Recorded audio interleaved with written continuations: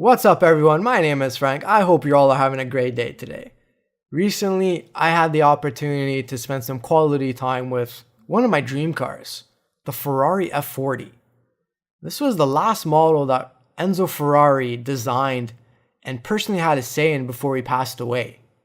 When the car was unveiled in 1987, it was the car of its time. It was state of the art. It was revolutionary in its engineering and its design and its performance. Ferrari really focused on the aerodynamics of the vehicle, and it underwent significant wind tunnel testing. Now, over the past few years, it's become such an iconic vehicle, and it's one of the greatest supercars to ever be built. And it's very sought after with high-end car collectors.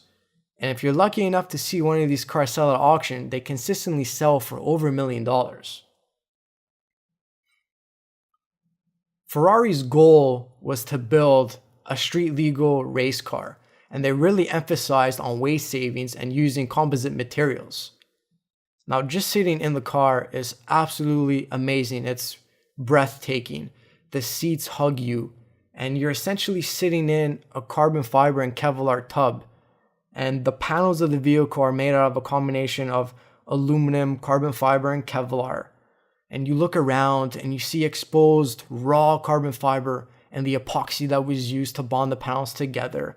And if you continue looking, you're going to notice that there's no glove box or leather trim or door panels or carpeting or even door handles for that matter. You're in a full-blown race car, and it's absolutely inspiring to just look around.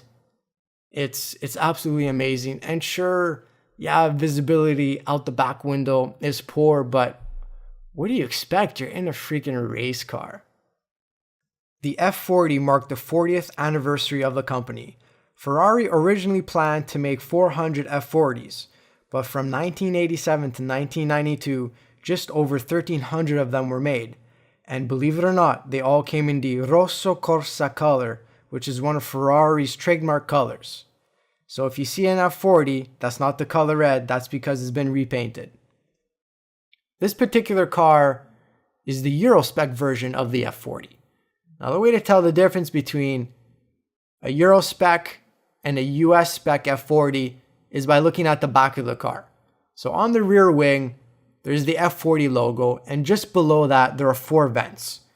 If it's a US spec car, there's going to be a red reflector in front of those 4 vents.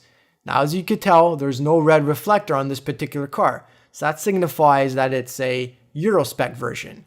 So the next time you're out and you're lucky enough to see one of these cars, you'll be able to tell if it's a Euro spec or if it's a US spec version.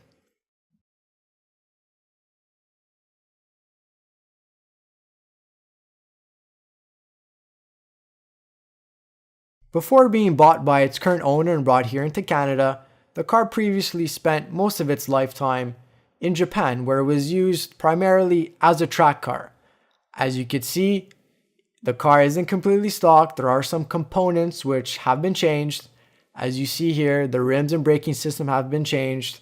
Exhaust, wastegate, and suspension have also been changed, and the car is a bit lower. The hood is surprisingly heavy to lift up. You definitely need 2 people, but once it's up, it exposes the gorgeous engine. And yes, it is a straight pipe, straight from the turbo and out. And for those of you who do want to hear what the car sounds like, don't worry, I have you guys covered. Stay tuned to the end of the video to hear the car start up. The rear tires are extremely wide and gives the vehicle such an aggressive stance.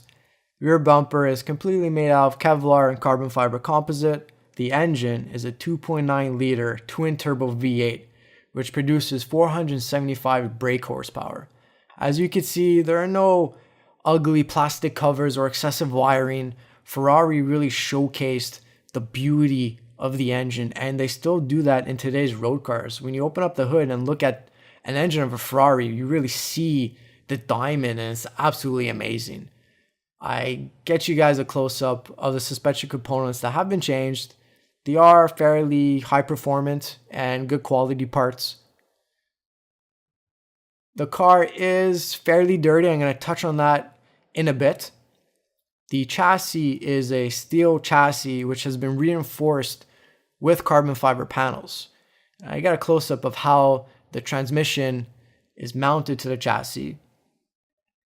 I'm also going to zoom in onto the turbo, and as you can see, it's pure straight pipe, and the car does sound amazing.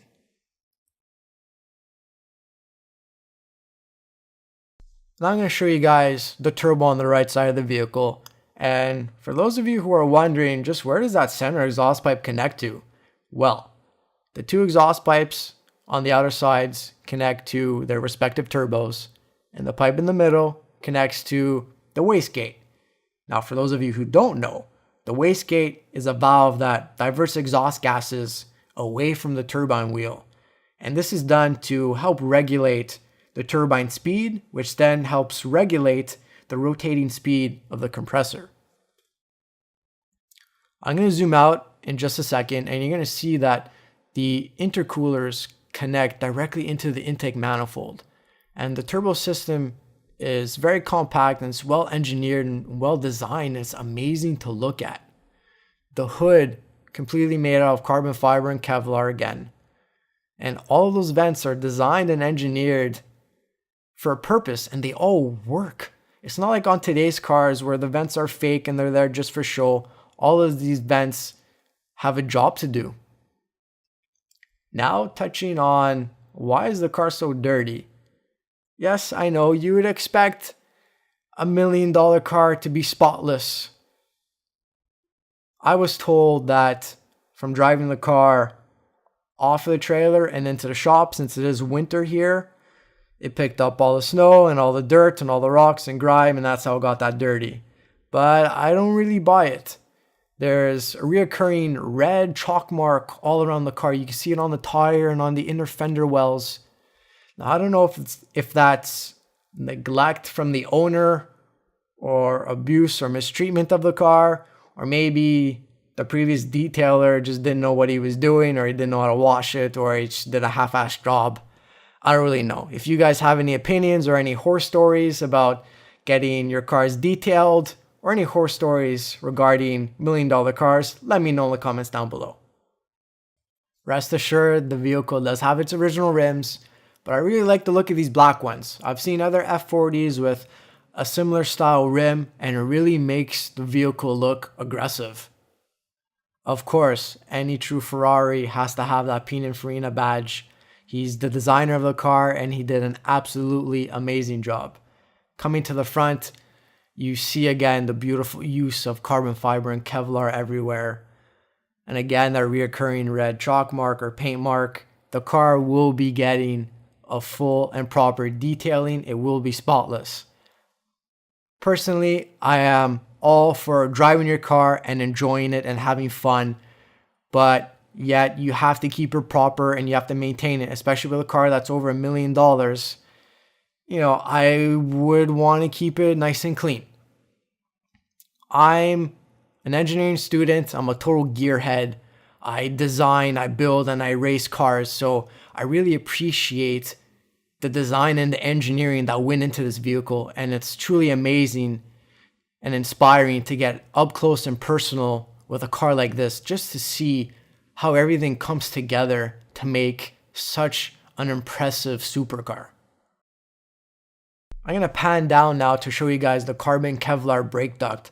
And it's the little things like this that make the car so performant and so dominant on the track and a real supercar. The carbon fiber undertray is a little bit cracked. I'm not sure if that's due to wear and tear on the vehicle or maybe abuse towards it. Not really sure. Coming to the case. In the case, you have your wrenches, your screwdrivers, and I apologize for not showing, but the other side has the owner's manual and it has the socket used to remove the rims. It was absolutely an amazing experience to be able to spend so much time with the car and to get up close and personal with it. It was truly inspiring and motivating to see the engineering that went into this amazing supercar and to realize just how far car design and engineering have come. I hope I did the car justice in giving you an in-depth look of the things that you don't normally see in pictures. If you guys want to see more content like this, please leave a comment down below on what cars you want me to look at. Also, please like and subscribe to my channel, is greatly appreciated. And no, I did not forget about the car running. Stay tuned for that, guys. Peace.